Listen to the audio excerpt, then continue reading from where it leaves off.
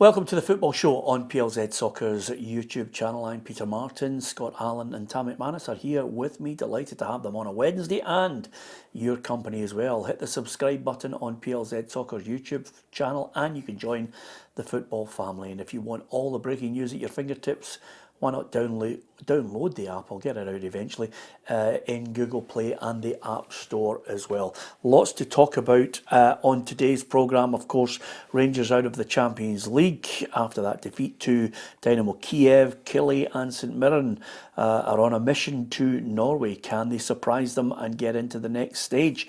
Adam Idah, that deal to Celtic is imminent. We're just waiting on Celtic announcing that he's joined from Norwich City. Kwon checks in at Hibs, and if Hibs have their way, they'll try and get Luke McCown from Dundee as well. We'll talk about that, and of course the return of the English Premier League. So, Rangers 0, Dynamo Kyiv 2. Rangers out of the Champions League. Not only is it a financial disaster for them, certainly in a footballing sense, on the evidence of that red card, it's cost them a lot of money. Yeah, I don't think we can sit here and say that without that red card, Rangers had a chance. I fancied Rangers to go through last night. That is a huge call. It's a shocking decision, in my opinion. I don't even think it's a foul. And listen, I thought Rangers dug in, but ultimately, with the last 10 and you start to get leggy, and Dynamo Kyiv obviously started to control the ball, it cost them. And that happened as soon as the game drifted away from them. Yeah, I mean, we fancied them to see off Dynamo Kyiv because I didn't think there were any great shakes. But even on the evidence prior to us talking about the incident, even on the evidence before the sending off, it wasn't a great game. There wasn't a lot of chances created.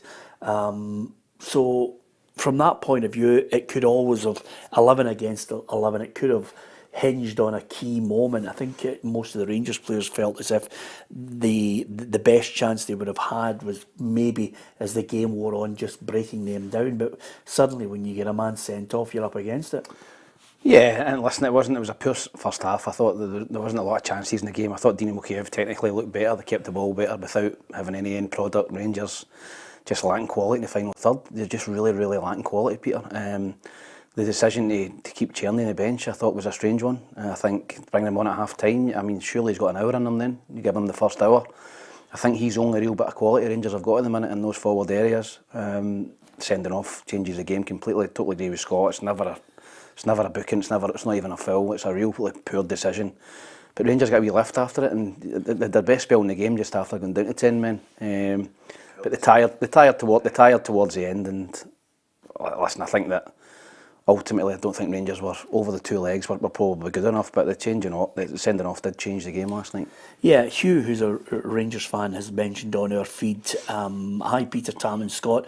The red card decision last night. It's shocking, but it papers over the cracks of a flat performance again. Sadly for Hugh, watching Rangers. The key issue here is if you've.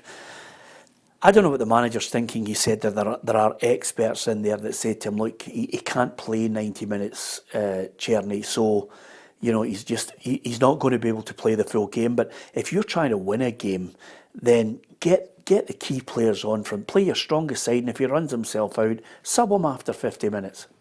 Yeah, I think sometimes, in the past, for instance, a manager would always control, and he would probably maybe go to the players, Tam will tell you and say, listen, can you do me a turn?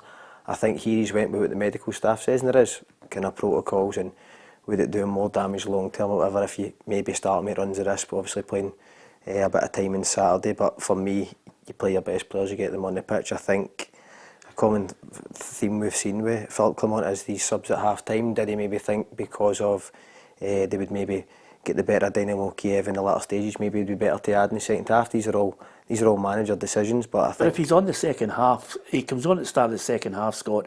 What happens if it stays 0-0? He's got another 30 minutes. So in effect, he would have played 100. I know. You know, he'd have played what, 75 minutes?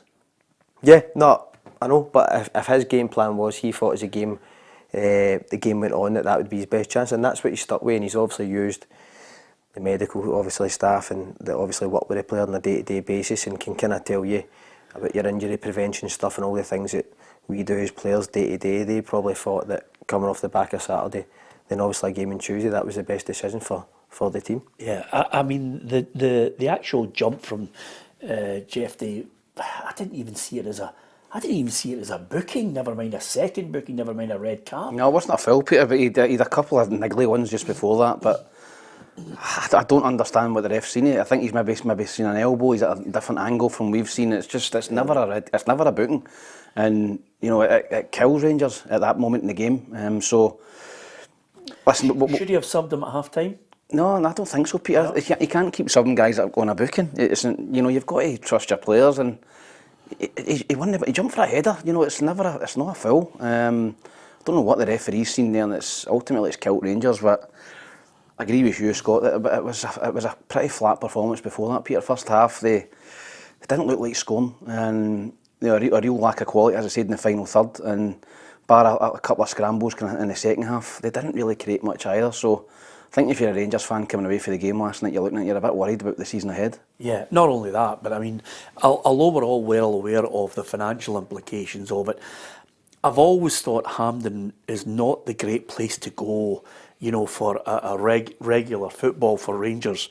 And boy, it didn't have that atmosphere last night. There was lots of empty seats. Lots of empty seats. I think that would be maybe worrying from the Rangers board point of view, that they're not getting the fans in the door. European nights have been really good to Rangers obviously over the last few seasons, so that would be a worry, not getting the same kind of atmosphere. And then you couple that up with the kind of performance you're getting on the pitch, and I feel like we're repeating ourselves. Lack of quality. We said the same thing last season. Games swing on the wee moments of quality, and like Tam says, I think Tierney looks the only guy who's really got that wee bit of X factor in him just now for the Rangers side. Yeah, and when you walk off the park at the end of it, naturally you're disappointed, and James Tavernier only wanted to talk about one thing. I obviously tried to speak to him as it happened, but he obviously explained that it was an elbow in the face. But you know, looking back at it during game time, he gets up really early, and I thought it wasn't, you know, even a free kick. I thought he gets up early. There's no malice to what he was doing. He was trying to win the ball, and obviously the decision goes against us, and you know, it's a yellow card. So I don't think VAR can intervene, and yeah, it's obviously a decision that went against us. Yeah, I didn't even see it as an elbow coming over. Usually, sometimes there's a bit of debate on these things. His hand was at his side, and like James Tavernier says, he does get up early. And listen, you come to the games, you got to realise that these teams are going to play the old tricks, and they've bought it. The referee's bought it. Yeah, absolutely. Now, the flip side of that, of course, is for the Rangers manager, suddenly that huge kitty. And listen, let's not forget, Rangers still had to try and beat Dynamo Kyiv with 11 men in the park, and there's a small matter of, it would have been Salzburg in the next playoff to try and get to the group stages of the Champions League. So there were a few major hurdles to get over here, but the manager now realises that the budget is affecting him for the remainder of the season. I told you guys this week, if you go to Champions League, you can do things faster, because there's 40 million coming into the club. That's not the case now. So it will take more time. That's the reality. To do the things that you want to do, or the things that the club wants to do for the future. But it doesn't mean that the story stops also, of course. And you see it already now. With young, exciting players coming into the club. But that is certainly one of the most ominous statements I've heard, coming out from Philippe Clement. He mentioned the fact that the difference in the revenue is one thing. It also changes if they have a list of any remaining players they wanted to bring in. It changes dramatically. Yeah, he's speaking about younger, exciting players coming in, so that means they're going to be taking punts on players rather than going and buying maybe the finished article, or guys like a Tierney who's got a great pedigree. They're going to have to go and take flyers at £1 million, £1.5 million, maybe freeze, because they've not got the money, Peter.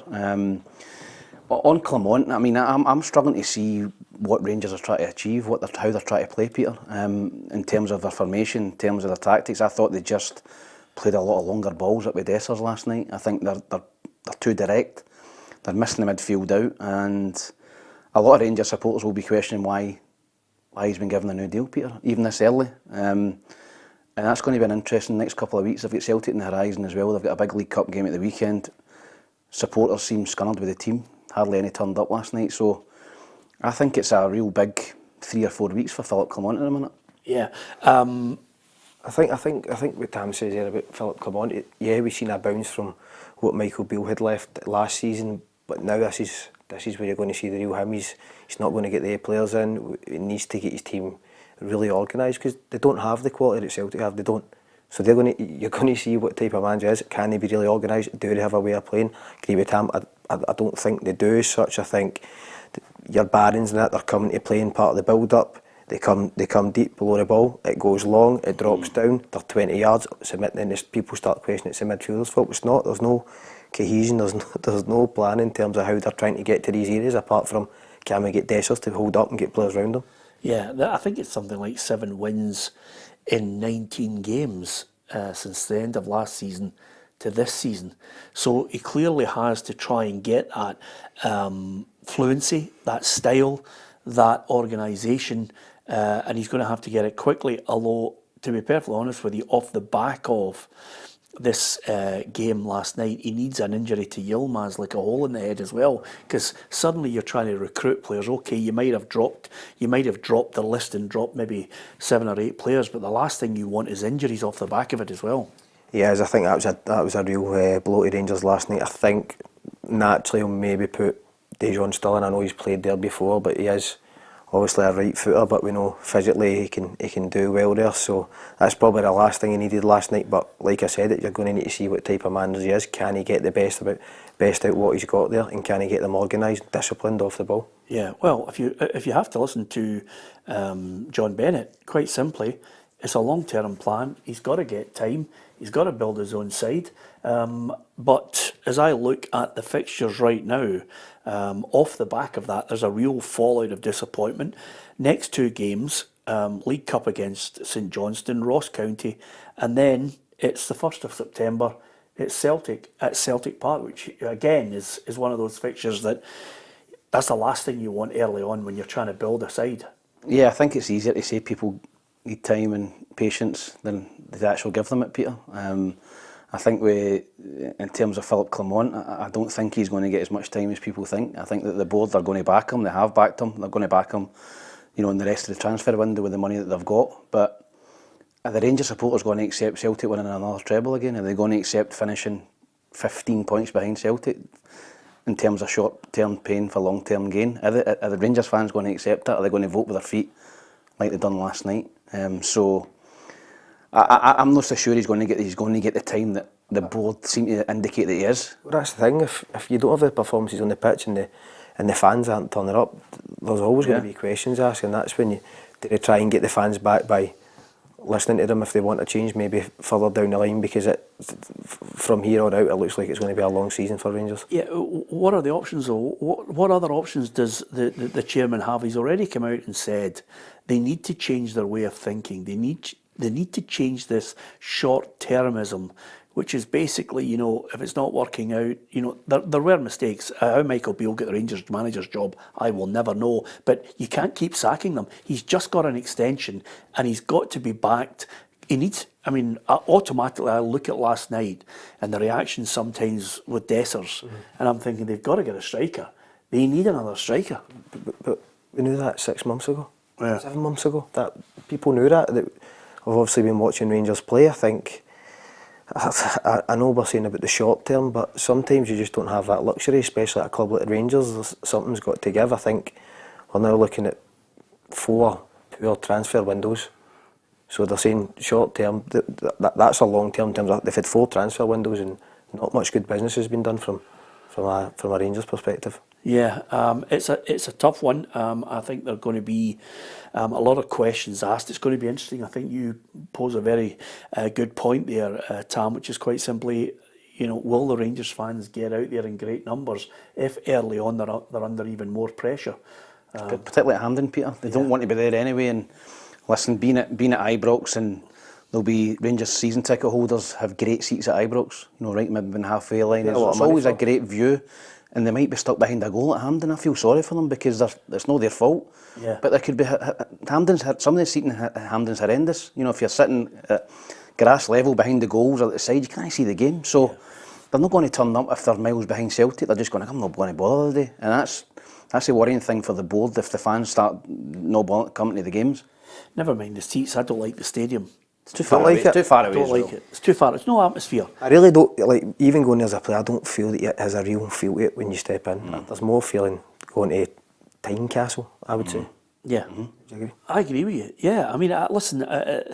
No matter what way they look at it, they've made again. Listen, the SFA say that there's no real plans in the future to change it. But if you brought that stadium in and made it tight against the ground, against the outside of the pitch, pull them in from the left and the right hand side, and you still have room to bring in both stands. From the main stand over to the far side, I still think you could bring in all four sides and make that a really formidable stadium. But right now it's flat, and sometimes along the way, I've looked at games there, and I could probably pick on my, maybe I'd use two hands to pick out great games that have had a great atmosphere in there. That's how rare it is. Out with Scotland games. Scotland games and other games that I've watched at that stadium. I mean, you get a Celtic Rangers game, the cup final. The first 5 minutes, you're trying to see the game because the flares have gone off. That's the first thing. That was a poor game. And that was a poor game as well. Good teams can lift a stadium, but it takes something. And I just think overall, this Rangers team's not going to lift the stadium and lift the fans at the minute. Well, that's the big thing about it. I think Dessa's reaction as well, I thought was poor last night. Towards the crowd. Yeah. I think there was certain times in the second half the ball was coming up to him, it's got to stick. You've got to get up the park, they're down to 10 men. He gave the ball away and there was a few mumbles and he mouthed something to the crowd. And I think you'll find a lot of Rangers supporters will just go, frustration. Who do you think you are? See you later. I think it is. Frustration. I don't think He has come under a lot of criticism. I don't think he's that type of player, though. I don't think he is really, really good at holding it up and laying it into people. Well, They all need to be the way Rangers play. Yeah, I know you do, because the ball goes long. Yeah. And it's funny, isn't it? Because you think because of the physicality it brings that he should be better than a Kyogo, for instance. Kyogo is miles better than him in every department holding the ball up. Yeah. You don't always need to go right up against the guy to hold the ball up. Kyogo stands offside, drops in 5 yards, sets it, 1 touch, 2 touch. Nothing to do with physicality, but if you have that physical profile as a player, everybody expects it to come up to your chest, you jump up and chest it down like a way of Mark Hateley or something maybe used to do. But you need an option. You need options. I think they need to change it. I mean, And Danilo was, did you see him walking out on the pitch? He looked as if he was crippled. yeah. I mean, I don't know if that's the way he walks, but I mean, in terms of the injury problems, a lot of Rangers supporters, I think, what's the issue with him? They paid £3-4 million for him, and he's nowhere to be seen. It's long time ago, I think. It must still. Well, listen, I'm looking at it. We're at the 14th of August. You're just talking about just over 2 weeks of transfer activity. Rangers will need to find some additional players to, I think, bolster the team for the season. But also the flip side of that is quite simply that their exit gives Celtic all the TV money. You get all the money that's involved in 8, possibly 10 group stage games.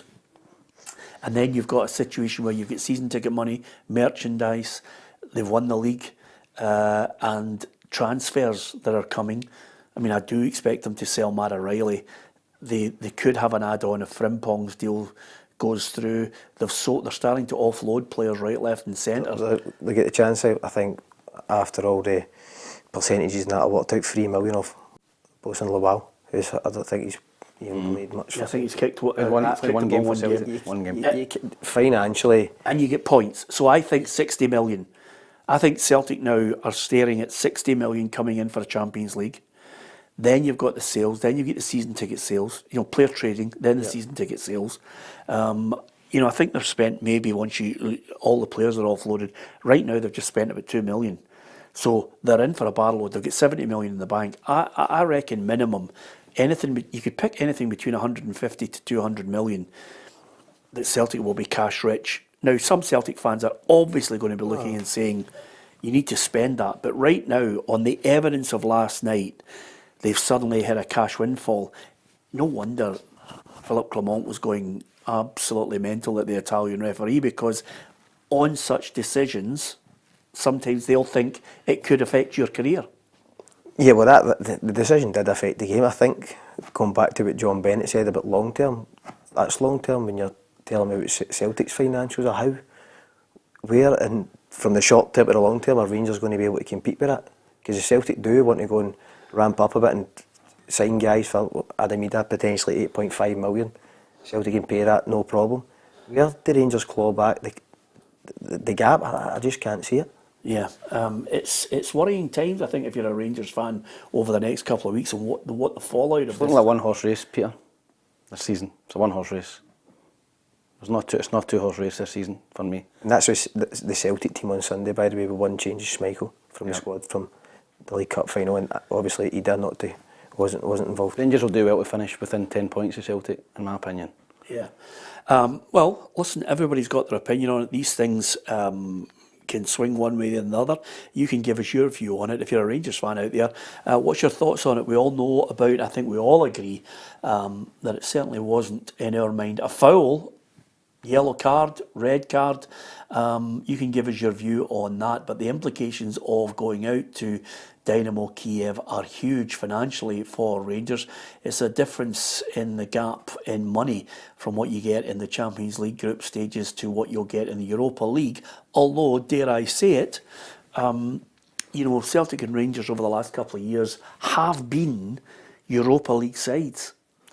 Yeah, they have, and Rangers have obviously flew the flag for the country in terms of some of the results they've pulled off over the last couple of years. I think that's maybe the frustration when you touch back on Rangers getting to Seville and doing so well in that journey. From then, it's been a slow decrease in terms of the players they've been bringing in and the type of football they've been playing. I think that's part of the frustration here. Yeah, okay. So that's Rangers. You can give us your point of view on that. We've certainly looked at what they're facing going ahead. Is there worrying times ahead? How many players do you think they need? That's an interesting point as well. How many do you think they need, Tam? I mean, it's a 12. Well, yeah, don't forget Tam's got his own Twitter account. try not to leather him here. There's players in that team that they're just not Rangers quality, Peter. I think you've got a problem at left back. I thought Suter was all right last night. I like Suter as a player, and there's speculation over whether Tavernier will remain or not. There's even speculation on Butland. You wonder about whether these type of things. I think he was great last night. Didn't think he was great. Yeah, you wonder if these type of sellable players like Jack Butland is worth money. You wonder if they just look and say, right, we need to get certain other players in. We don't know exactly what budget's available in this 2 weeks for Philippe Clement to try and bring in players. I think he needs another striker. It's a stonewall certainty. Does he need something creative off the back of Czerny? Czerny, I think, looks What's going on with Hadji? prospect. For me, Hadji's a better player than Lawrence. I thought Lawrence was poor last night. I think he's been a poor signing for Rangers. Yeah. Hadji's there. Hadji's creative. He's a good player. Well, I don't listen. understand why he's not playing. Cantwell as well. I think they're both better players than the guys like Lawrence and Wright and I don't. Managers clearly had a discussion, Scott. Yeah, on the face of it, but I think as well, sometimes guys have things in their contract which restrict them. Maybe say, Hadji plays another 10 games, they might get an increase of a certain amount of money. These all things can affect because you would have his quality in the squad, whether that's from the start or on the bench. You would have him involved because he is capable of finding that pass and scoring goals. Is it desperate enough to say there needs to be a way back for Cantwell? That's a good question. Well, and even like games like last night, you got to put things to the side and do what's best for the club. If he would have potentially made an impact for the bench, yes, but yeah. I think the fans have washed their hands with him. I'll look at McCausland, Wright, Matondo. I don't think any of them are good enough for Rangers, and I think the two guys we just mentioned there are better players. Yeah, Cantwell and Hadji. You mentioned Cantwell. I mean, I didn't think. we're talking about levels here, and it's very difficult to look at Rangers of old and even talk about levels. I didn't think Cantwell was a game changer last season. I look at midfielders and I think, can you hurt the opposition with a pass, or even in a sense with goals that you chip in with? And when the big games come, I look at a player who thinks, I'm going to stand up and be counted here. I'll take the ball. I've got 3 people around me. I need to drive on. I need to try and bring people into the game. I need to come and pick the ball up when it's really difficult and we're under pressure. That's the making of a good midfielder for me. And he didn't do it in those big games. No, I totally agree, Peter. I think I watched a good few games last year. He didn't go and find the ball when the going was getting tough. A 3-0 up player, you would probably say when everything's going dead well, yeah, I'll take the ball, give me it, half turn, wee goal, celebration, Instagram post the following day, you know what I mean? But in the big games, when you're at Rangers and you're at Celtic, that's when you're defined. Yeah, absolutely. Give us your thoughts on that. It's always good to get your thoughts on this one. It's, as you would expect, we're obviously going to spend a fair bit of time on it because it's a topic that's sore for a lot of Rangers fans right now. And there's more worrying questions ahead. Signing policy, is the manager going to get enough of the players that he wants? What's the calibre like? The recruitment has been something that's at the forefront of everybody's mind too. So that's Rangers. Off the back of that, we've got 2 other European games to look forward to, and hopefully we're not looking at them from behind the couch, because I have serious worries about SK Brann and Tromso, because I think we're staring at a situation here where Rangers dropping down into the Europa League and these 2 teams dropping out, St Mirren and Kelty. Yeah, they've both got difficult ties, Peter. I think when you're a Scottish club, you need to win at home. I think it's difficult. No many Scottish teams win away from home in Europe, and I include Celtic and Rangers in that. It's difficult to go away from home and win. At home, you've got to try and take some sort of advantage over there and then maybe hold on to it away from home. I think I watched the St Mirren Brann game. I thought Brann were excellent. I thought they were very, very good. Should have won the game. St Mirren nicked a draw at the end. I think St Mirren would need to play out their skin and everything to go for them to get through that tie. I would think Brann would be massive. They are massive favourites to get through. Tromso, Kilmarnock have started the season poorly. They don't. Tromso ain't much different, by the way. They're at the bottom end. Yeah, they're bottom end, and Brann are. I've seen third. Yeah, they're doing well. They're at the top end of the league, and Bodo Glimt are one game away from getting the Champions League. They battered somebody last night, so they're a good team. So they're. I think in terms of Kilmarnock, have got more a chance than St Mirren. I think. Yeah. To get through, I don't think St Mirren have got any chance. Well, Stephen Robinson disagrees with you. You look at the size of the football club, the resources that they have. It's way, way beyond anything we can imagine, and that's why. To compete with them and to come out with a result without playing anywhere near our best, like way, way, way below our best on the ball, then it was a fantastic show of strength, a fantastic commitment to keep going through the 96 minutes. But no, I couldn't want to win the game anymore, whether I was favourite or not favourite. It's we hopefully will go and surprise them a little bit, because we certainly didn't give a true account of ourselves in it, I believe.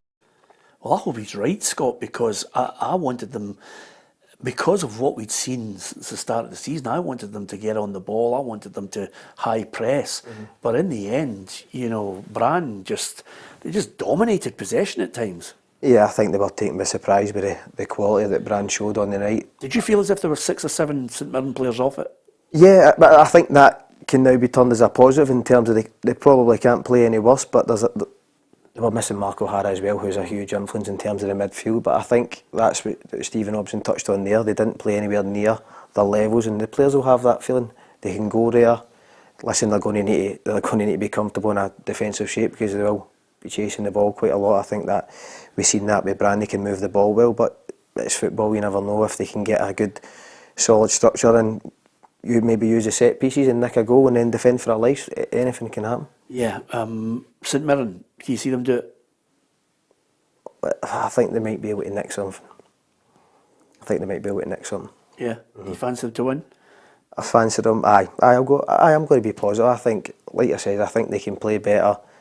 And Brad, the wee bit of needle at the end of the game as well. Sometimes give you that extra bit going into the next game as well. So, Alessandro scoring goals. Somebody I played with, as I said, we're going to fit in how many players I played with this year. So, Mark O'Hara obviously had a big loss, but I think they have got quality going.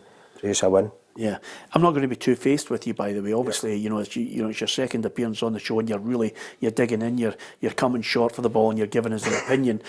We signed you because you played with everybody. We signed Tam because he's been released by everybody. So we've got a really good blend with you two guys on here. Tam and you is good. I got the feeling though he was thinking to himself, I've got some mates that live in Paisley. Am I going to go with it? Am I going to be honest about it? And now he's gone for a St Mirren. I really hope. I know a lot of St Mirren fans. My brother-in-law's a St Mirren fan. We know you hope, but I really hope. But if you want my honest opinion, 3-0 to Brann.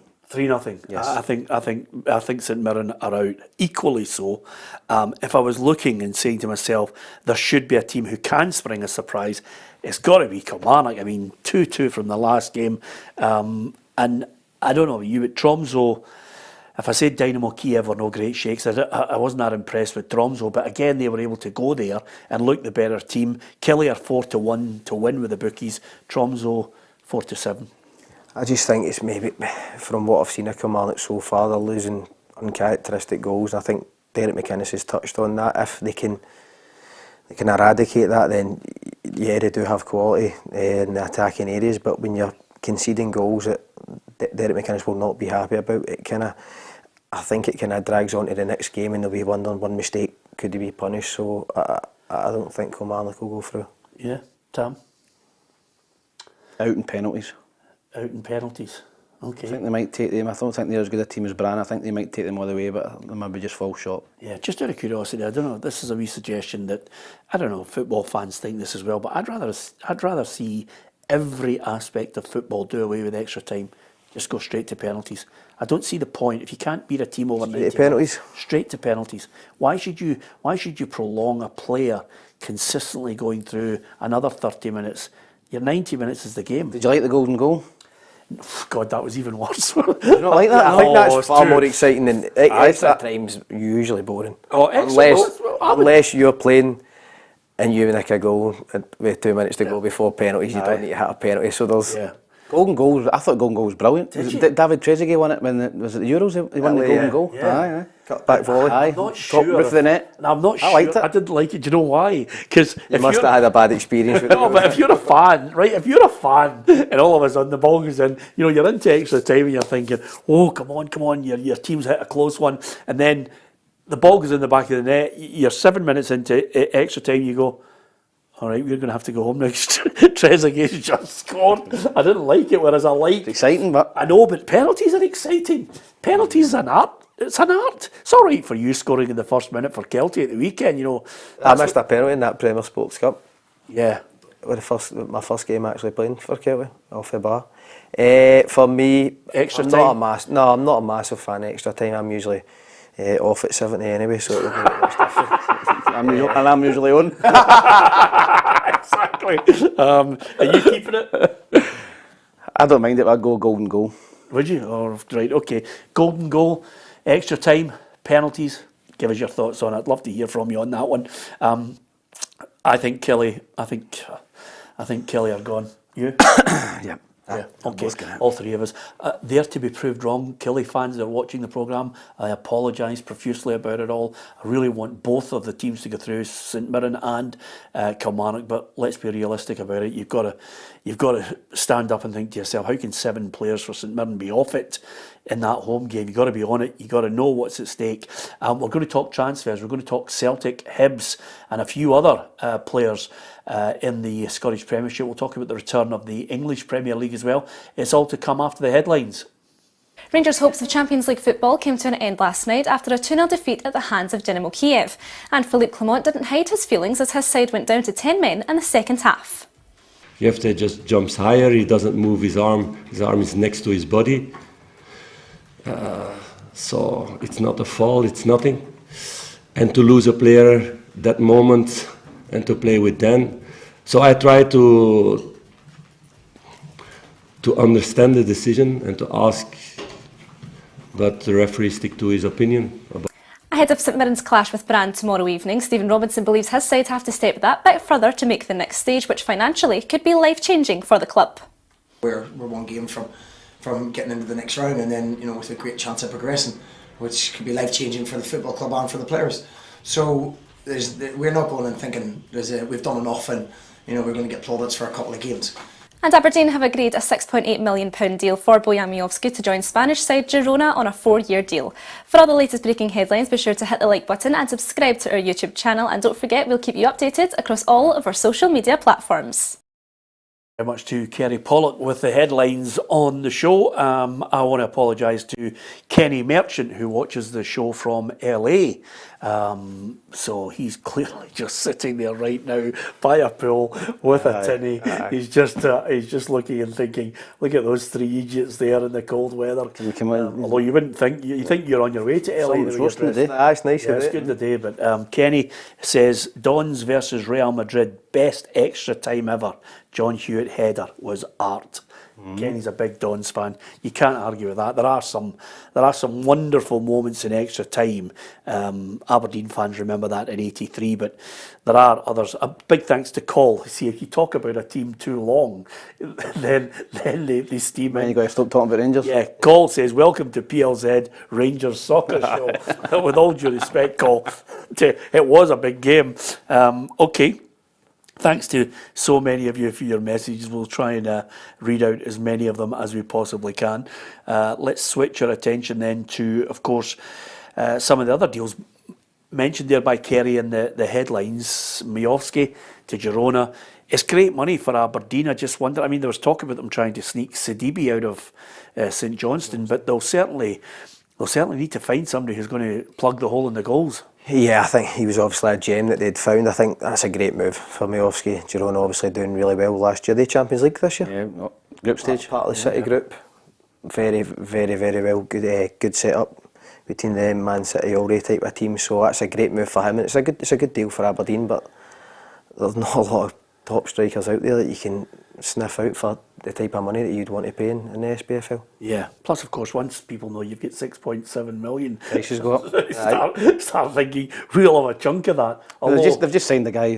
He looks good. I've seen the YouTube clips of him. The Finnish winger. Yeah. Looked quite direct.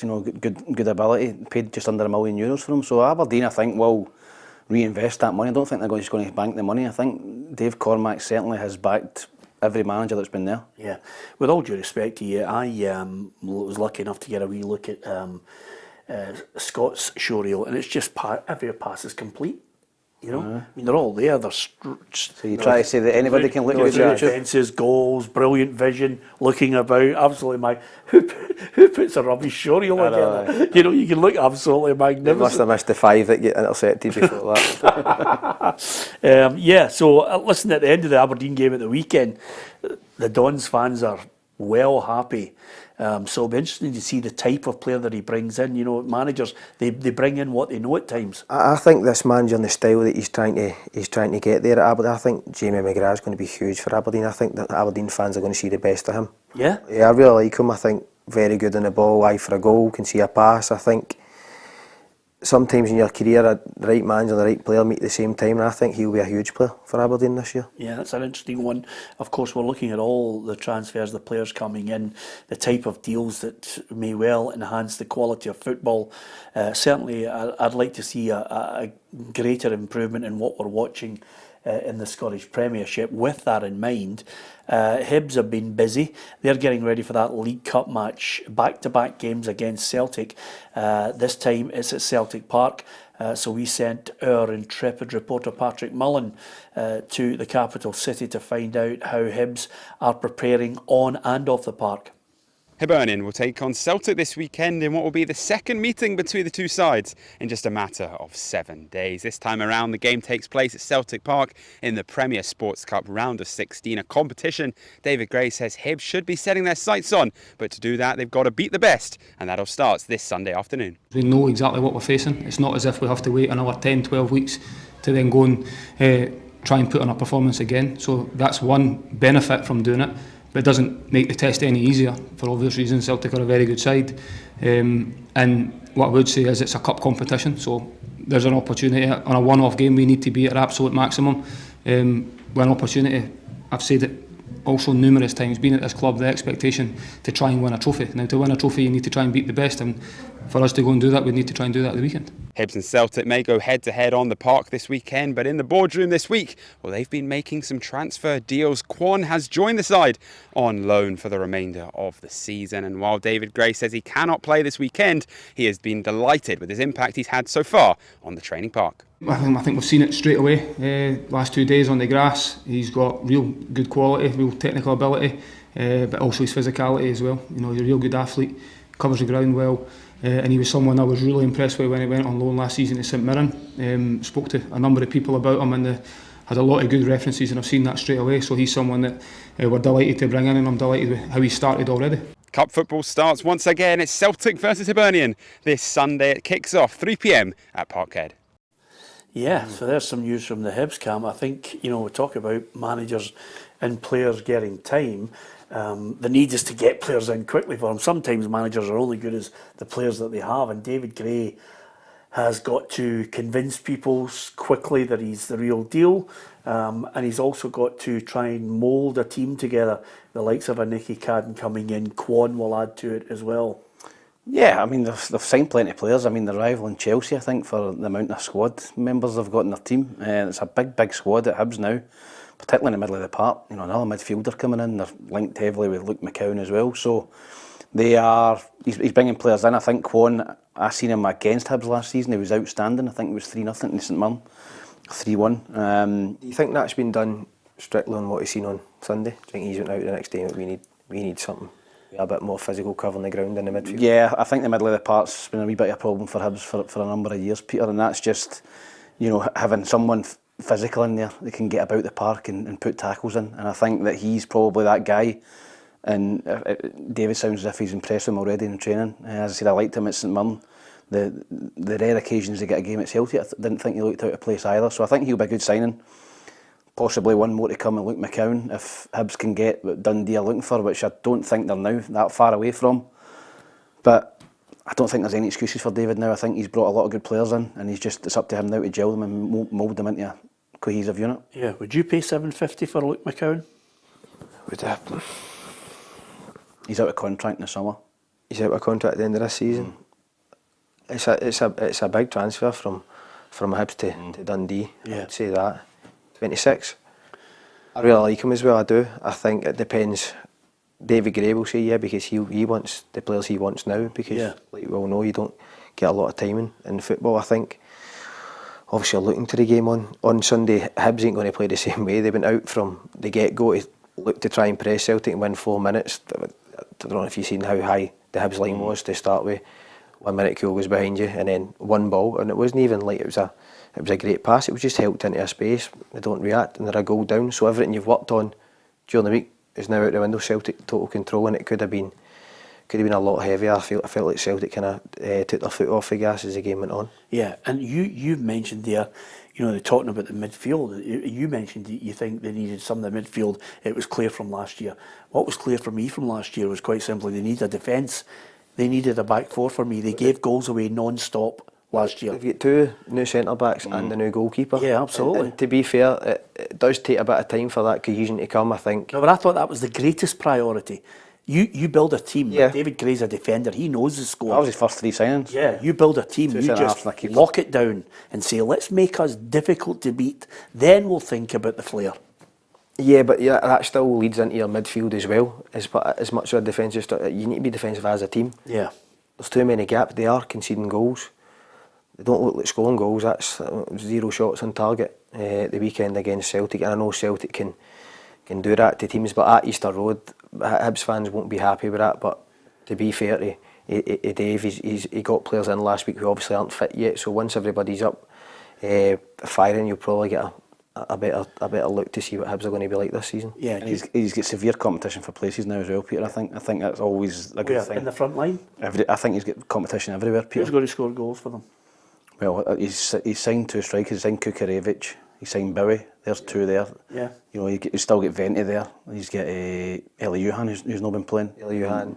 Martin Boyle can play through the middle. So yeah. Junior Hoylett, Nicky Cadden. So he's got McCurdy. He's got a lot of players. There's serious competition in the middle of the parks. Are you optimistic? I am, Peter, but the way the fixtures have landed. It's not been. It's not been great. I think you need, after these two games, the back-to-back Celtic games, then you go, right, okay, let's see what you can do now. And by that time you'll have your players are bedded in. Yeah. The other thing I was going to say to you guys, we've talked about players that are players that have been brought in at certain clubs. We've talked about the financial impact of Rangers right at the top of the programme, and suddenly the financial impacts on other clubs. Celtic, cash rich. I think we'll probably get to Friday before they unveil Adam Idah. But that deal alone, it's raised a few eyebrows, because it looks as if it's upwards of 9 million with add-ons, which has certainly caught a few people by surprise, since they thought Celtic were arguing to try and get it down below 6 million. Yeah, but I think from Norwich, I think that's why they said that the new manager was coming in, he was going to be part of the plans. I think as soon as that cat and mouse thing starts happening, they know how much Celtic and the fans wanted him in, because I think 8 and 15 last year, scored in some big moments. That goes along. That the one thing they do know that is he can produce in big moments. He can handle it. Yeah. So I think at this stage though, when you see Kyogo going down with his shoulder a few times at the weekend, they need somebody in, and if that's what the money that Norwich are looking for, I think Celtic are going to need to pay that. Yeah, it's an interesting one. It caught us by surprise. Yeah, it did, but maybe Norwich have got a similar guy to Peter Lowell in the background, where they don't back down from the high stakes poker. And listen, it's been an ongoing situation. I think that it was always going to happen, but Norwich have dug their heels in and says, listen, you're going to need to pay top dollar for him. Scott's right. They knew how much Celtic wanted him, how well he done last season. So listen, it's not as if Celtic have not got the money to pay a wee bit extra, but I've seen some of the fans maybe moaning about the fee. I think he's, as I said to you, I think if he does well in the Champions League for Celtic, there'll be clubs in the English Premier League coming for him. Yeah, I mean, listen, we're all aware of the fact that I think from a Celtic perspective, I think Celtic fans want to see 3 quality players coming in. I mean, if you look at Adam Idah in the broad scheme of things, here's some of the biggest signings. We put a graphic together on the biggest signings that have come into Scotland. Torrey Andre Flo, remember him? 12 million. Idah, 9.5 million. I think there's a few add-ons in there. Odsonne Edouard was 9 million. Christopher Julian, 7 million. Ryan Kent, 7 million. So that's just a few of the key players that people have shelled out a bit of money for. Yeah, but like I said, they know what they're getting. He has produced in the big moments, penalties in the last minute when there's pressure on. That's the one thing when Celtic are paying top dollar for a striker.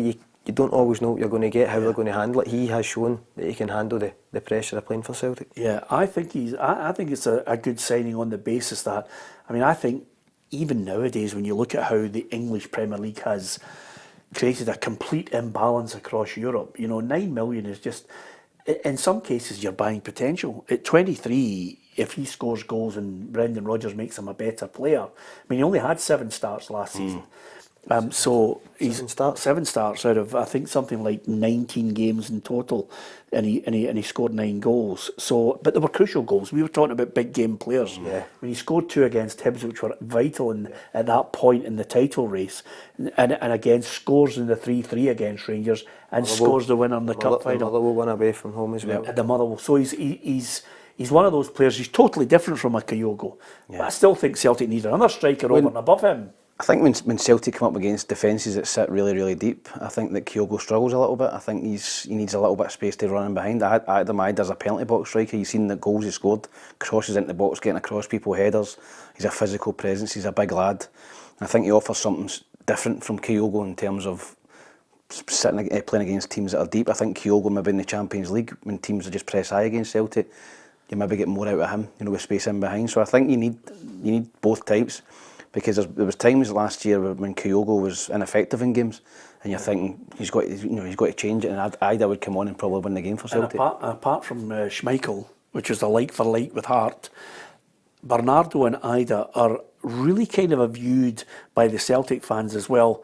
They were already on. Yeah. They're already there. So where are the 3 players that Brendan's talking about still to come? I still think it's centre half, left back, and someone to replace Matt O'Reilly when they eventually sell him. Yeah, I think that the 3 positions that they would be the key ones. I think it's a big season for Bernardo, especially as O'Reilly goes. I don't think we've seen the best of him, but looking back over last season, well, he was chosen in the big games a few times. Paul Bernardo played a few times in the Champions League as well. Yeah. It was his shot that eventually gave Idah the chance in the cup final. Yeah, so Rodgers will think there's something there to work with. I think I think Celtic are now better with Schmeichel and go. I think he's much better in the build-up than Joe Hart was. I don't know if you agree with that, but from what I've seen, he's a lot better with the ball at his feet. Nice zippy passes. A couple of seconds for how Celtic play in terms of the pass, it can be all the difference in them getting out somebody pressing them, especially in a Champions League game. Yeah, absolutely. I always find with keepers, especially at Celtic and Rangers, you can have long periods of doing nothing, but from August to December, he's not going to have long periods of doing nothing when they hit the Champions League, because it's a totally different level. I mean, lots of people are saying, 9 million's too much. He's not a £9 million player, Adam Idah. I don't think, I think all of us would agree with you. Is he worth 9 million? That's what they had to pay. We'll find out in a year's time. Well, not only that, Tam, but you have to pay sometimes for potential at that level and hope that it's good enough that it can offer something in the Champions League group stages. That's what Celtic fans are craving. They're looking at it saying, you're going to win the league because they're head and shoulders above everybody else. They've started really well. They had a great pre-season. They've had 2 good results in the league, and you're saying to yourself, Brendan Rodgers wants 3 quality players for the Champions League. That's where they want to see the improvement. Yeah, and I think they still to come in, Peter. I think they need a centre-half to play beside Carter Vickers. I think Scales is a good Premiership player. I think he'll stroll through games because teams play one up front anyway and just sit in. He just has to be good on the ball in most of the games. But in the Champions League, they need a better defender for me, and somebody that can play a high line with Carter Vickers with pace. And I think they need a better left back. Again, Greg Taylor for me has been excellent for Celtic. I think in Champions League games he gets caught out. Teams target him at the back post as well. So I think centre half, left back, and maybe somebody in the middle of the park if Riley goes. But we'll just have to wait and see, Peter. I think that Celtic, Kasper Schmeichel will be thinking, I could play up here at him 60 after the first 2 games, because I think he's touched the ball in the first 2 league games, Kilmarnock and Hibs. Yeah, absolutely. This is a good point. I'm just going to ask you guys, and I didn't have it in my running order, although I did mention it in a tweet a couple of days ago, because I just thought it was absolutely ridiculous. And George Robertson has picked up on it, and he says, Peter, can you ask Tam if he still thinks Hibs not giving Celtic the full allocation is still okay? I did mention on a tweet that I put out, Tam, I just thought, I just can't work out clubs. I mean, I know there are some people who absolutely gave me it in the neck for mentioning that they've cut the allocation. I watched the game at Tynecastle, and there's about 800 Rangers fans in the corner, and then there's a big banner, and then there's security, and the Hearts fans couldn't sell that end out. And I'm thinking, from a financial point of view, take the money. It's just clubs looking after their own supporters, Peter. You've got to respect that. I get that. I get both sides of that. There's 2 sides of the argument, Peter.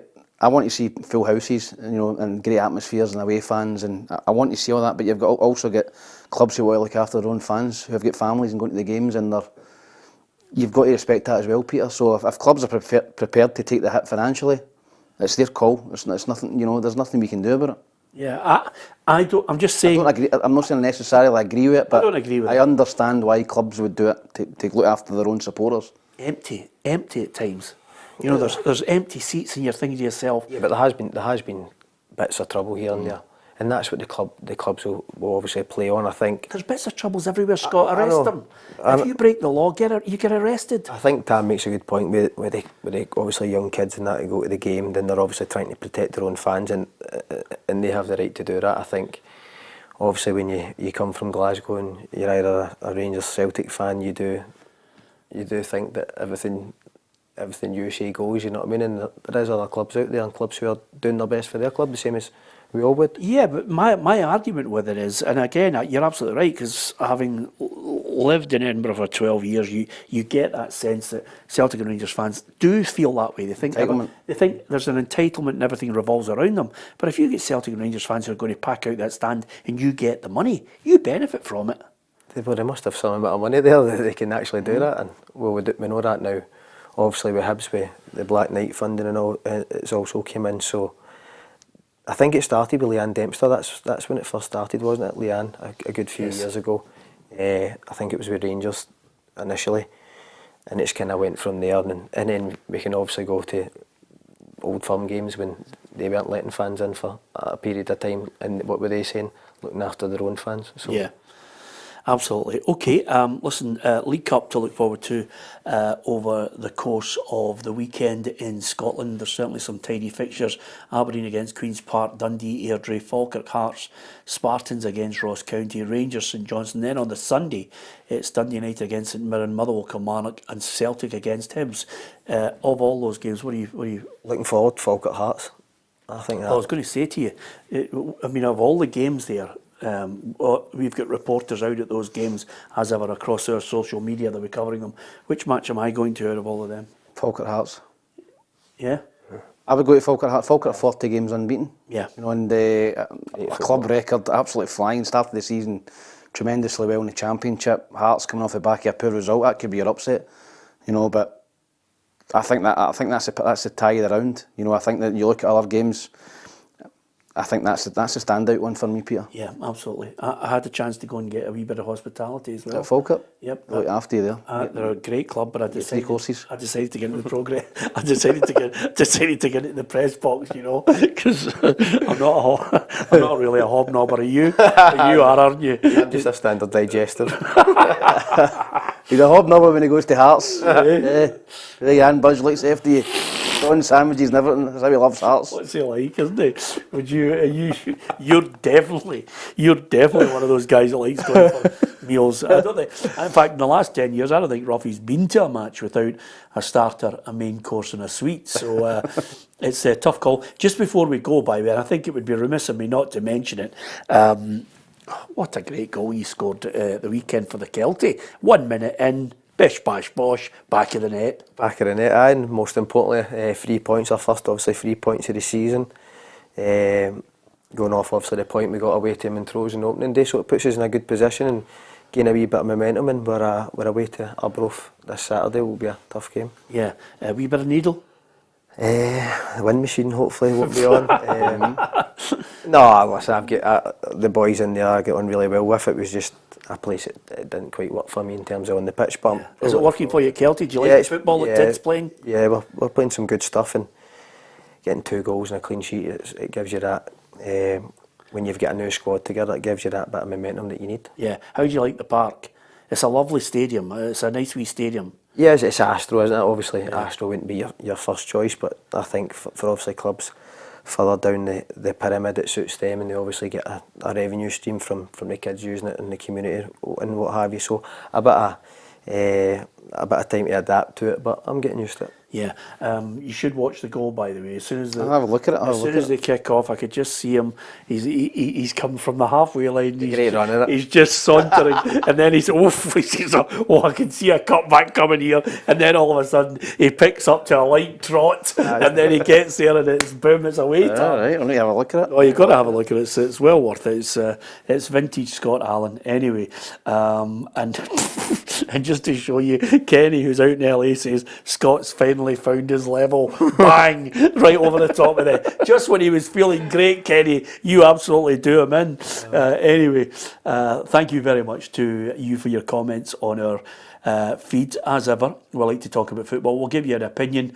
You can give us your opinion as long as you keep it thoroughly decent. We're more than happy to read them out. If you do get a chance, please hit the subscribe button and share the feed to your friends so they can come and join the football family. We really do value your support.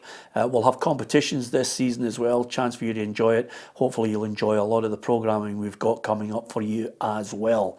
Thanks to Scott, thanks to Tam, and from myself, Peter Martin. Thank you for watching and listening.